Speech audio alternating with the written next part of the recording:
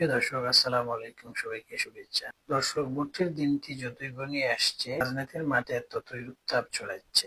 এতদিন রাজনৈতিক দলগুলোর মধ্যে কথার লড়াই চলেছে।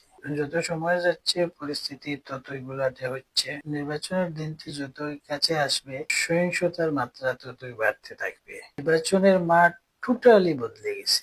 যারা মনে করতো নিশ্চিত ক্ষমতায় আসছে, সেই দলটির মধ্যে বর্তমানে ভয় ঢুকে গেছে।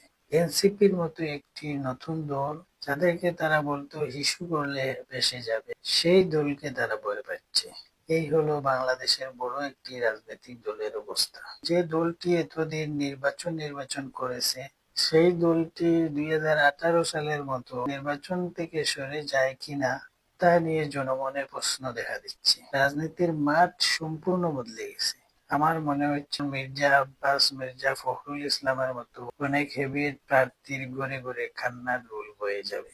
এর মূল কারণ হলো বিএনপি তাদের প্রতিপক্ষকে হালকাভাবে নিয়েছে। এখন নির্বাচনের যত সময় ঘনিয়ে আসছে, নির্বাচনের মাঠে তারা বেকায়দায় পড়ে গেছে।